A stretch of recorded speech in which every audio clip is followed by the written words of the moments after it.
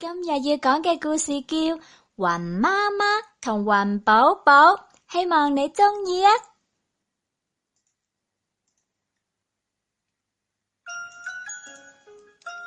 雲寶寶呢，佢晚上發咗一個夢啊，佢夢見雲媽媽唔再愛佢啦，雲寶寶好傷心啊，佢喺嗰度喊啊喊。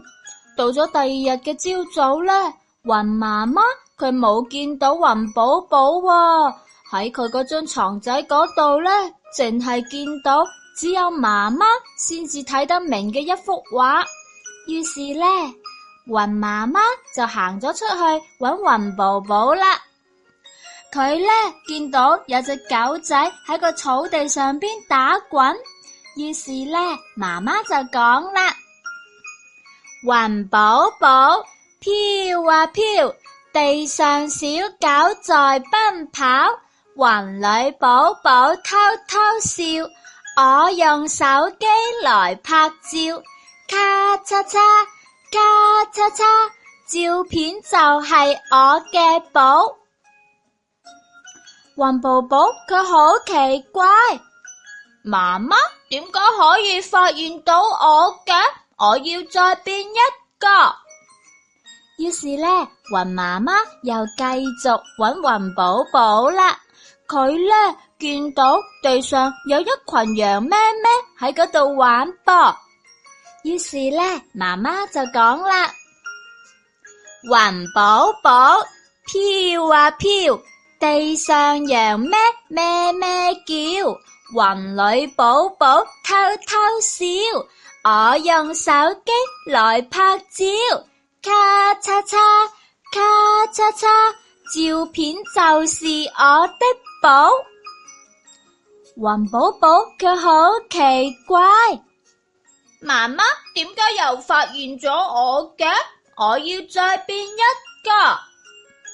於是呢，雲媽媽佢又繼續搵雲寶寶啦。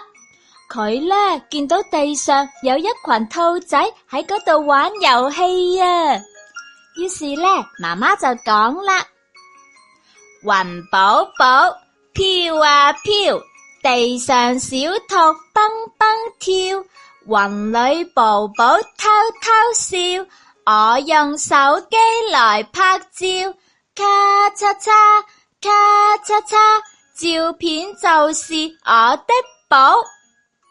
雲寶寶呢，佢覺得好奇怪啊！媽媽點解仲係可以發現我嘅？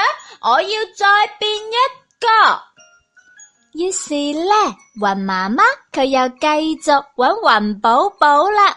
呢個時候呢，天空落起咗小雨噃。